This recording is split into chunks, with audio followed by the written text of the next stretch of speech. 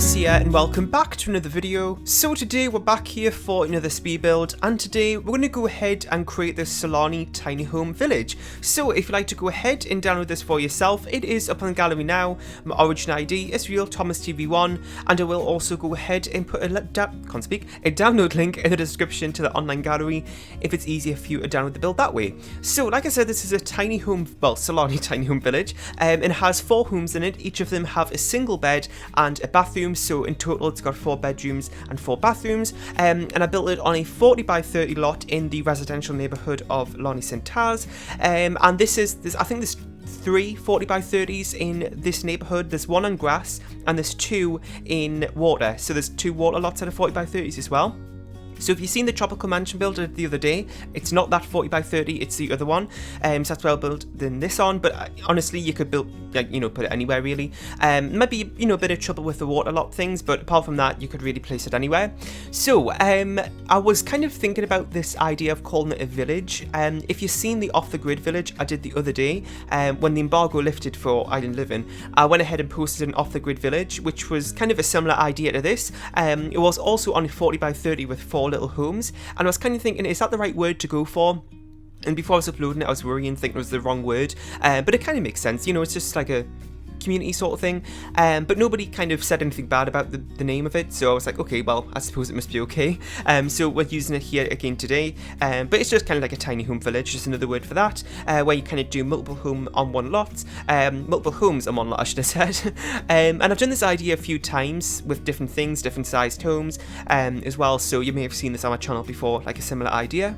So it's currently the 24th that I'm recording this voiceover on, and I also recorded this today. I think this is also going up on the 24th, but I don't normally upload on Mondays, but since there's so much going on with Island Living, and I don't want to kind of drag out Island Living for like weeks and weeks and weeks, so I'm going to try and make this the last week. I've also got 2 collabs coming up this week as well, with Island Living related content, so stay tuned for that, which should be on Wednesday and Friday, and I've got this today, and I think that should be it. Maybe 1 or 2 other bonus things, but I think that's pretty much it actually. And yeah, so it's actually really kind of stormy outside, like it just went really dark. It's like 2 PM and it's like nearly pitch black out. Well, that's maybe an exaggeration, but it's really dark outside, so I'm hoping there's not going to be like a storm and a power cut or anything, because I need to get this video up today.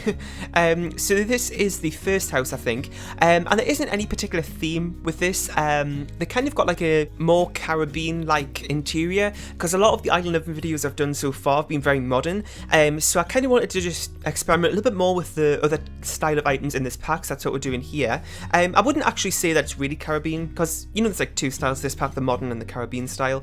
I would say that it's got a slightly more updated feel to it, so maybe it's kind of like a Caribbean / modern type of place. I don't really know if that's a thing, but I'm just gonna go with that.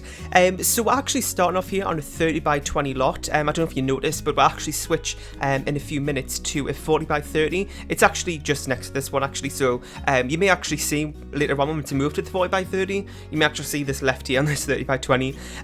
So it was just because I was kind of running out of space, because I did these like 2 houses on the front here, and then I kind of wanted to do 2 houses on the other side as well, but I just didn't really have the space for that. So I had to move it to a slightly bigger lot, but luckily it's kind of the same, rotation and everything, if that makes sense, so I didn't have any trouble at all moving it, which was great.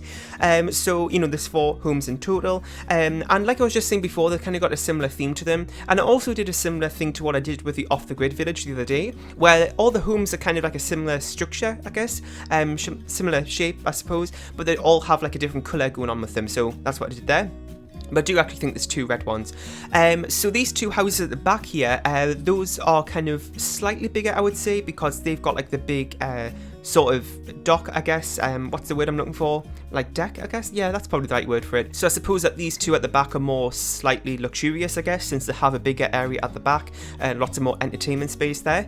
And all the homes are, well, actually, I forgot to mention this, but I was kind of thinking, would I even class this as tiny homes? Because they are like, small homes, but I feel like there's a lot of everybody has a different way of classing a tiny home. Like sometimes when I think of tiny home, I think of like 4x4, 5x5 homes, but I always end up doing bigger ones just because I could never do that. It's too challenging. So I think I'm going to class these still as a tiny home, but maybe they're just kind of small lodges or something, I don't really know. But all of the homes are small enough that they couldn't have their own bedroom. So all the homes got like a separate bathroom, but all the other spaces, such as the dining area, the living room, the kitchen, and the bedroom, those are all in the same room, because they were that small.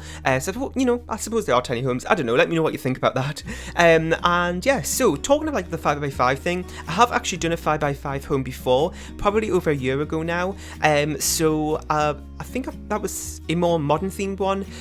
So that kind of got me thinking as I was doing this. It kind of reminded me back about that build. I'm thinking that I should probably give like the 4x4 challenge a try, because I think that might help me a lot when it comes to tiny homes to kind of actually reduce down the space a lot more. So I think I might do that at some point. Maybe after all this island living stuff is out the way, then maybe I'll do that.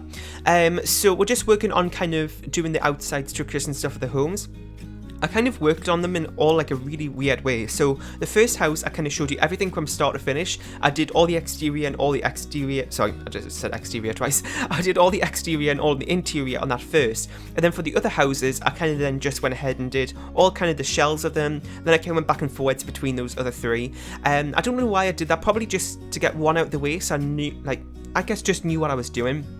And kind of had a really good idea for what I wanted to do with the other homes. That's probably why I did that. And yeah, so, and actually just reminded me of something. So you know how in my speed builds, as you probably know by now, I kind of jump all over the place. And it sounds really weird when I kind of describe it, but I know that I've heard back from people saying they much prefer it that way, where I can just jump around the build in random places instead of just working on one thing, then moving on to the next, just to keep it a little bit more interesting and so things don't get so repetitive. Now, there's been a lot more people to the channel. That's why I've mentioned this a few more times the last couple of videos, just so you kind of know and you don't think I'm just, you know, being weird. So just so you know about that. But, you know, that just again, I mention it though, because I just want to know what the new people think about that, or if you've just been watching my channel recently and you don't really know about why I did that, what's your opinion on that? Because, you know, sometimes I feel like maybe this is a little bit confusing for people watching the build, but at the same time, I do prefer building in that way. So, I don't know, just let me know what you think about that. And yeah, so we're just working on this home at the back here, and it's actually just been a really loud clap of thunder there, so I'm kind of like pausing the voiceover every couple of like minutes, well, even less than that, every couple of like 30 seconds to save my voiceover so I don't have to redo it in case the power goes off or something. Anyway, so like I was saying, we're all working on this one now, and what I actually did was, with this house and also the one at the back on the other side, is that I had these really nice big large kind of glass windows there, because I thought, you know, those houses have got the best views, so I thought that'd be nice to kind of have that so they can look out. And as you can see, like I was saying before, they do have really big sort of back decking areas, and what I did down there, because I didn't mention what I actually did on those areas, one of them has, I think that one there that we're just working on, the red one, this one, well, I keep jumping all over the place. The red house, I think that has a barbecue area, and also like a little lounge area with like one of those fire pit coffee tables from City Living. So I did that there, and then the other one has a hot tub and also a little outdoor seating area too. So that's what I did there. And there's also a few ladders on those kind of decking areas to get down into the water, where there is 2 aqua zips, as well as a few kind of sort of like pool lounger things. I don't really know what you call it, like water loungers. What's the word I'm trying to find here? I don't know. You know what I mean. Just to kind of easy access into that. But I suppose, you know, you could easily walk around at the back, I suppose, as well. I don't know. Anyway, so we're just working on this home here, which I actually think is the last kind of interior we've got to do before we kind of just go around and add in some finishing touches. We've also got the landscaping to do.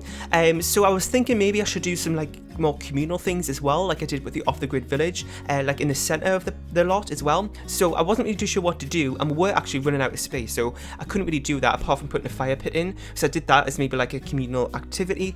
And these kind of back in areas here, they're not really that private actually, like the other people can easily get to these because it just leads on from the boardwalk, I guess. So maybe these could be shared areas as well, kind of more private. I don't know, I'll leave that up to you. I'm always interested to hear like what type of kind of families do you think would live here, or just people that would live here, Sims and stuff. I really love to hear your backstories with these type of lots, because you know they're kind of interesting. You can do a lot of things with them, but also at the same time they're not the most practical things, since we don't really have these type of multiple home on one lot functionality. So you know, just let me know if you have any backstories for that, because somebody did actually leave a really good backstory for the off-the-grid village thing I did the other day, so it's really interesting to hear about that if you have any ideas. So I'm going to go ahead and wrap this voiceover up here. We do still have like a minute or two left of footage, but I'm kind of don't really have anything more interesting to say. We're just going to be working on some finishing touches and landscaping, and that'll be about it before heading on the screenshots. Once again, I did remember to include the bird's eye views of this lot if that's easier for you to kind of work with. And yes, so thanks for watching. Make sure to leave a like, comment, share, and subscribe if you haven't. You can go ahead and download this from the gallery. My origin ID is RealThomasTV1, and like I said, there will be a link in the description to the online gallery if you want to go ahead and download it that way. And I'll see you all next time. Bye!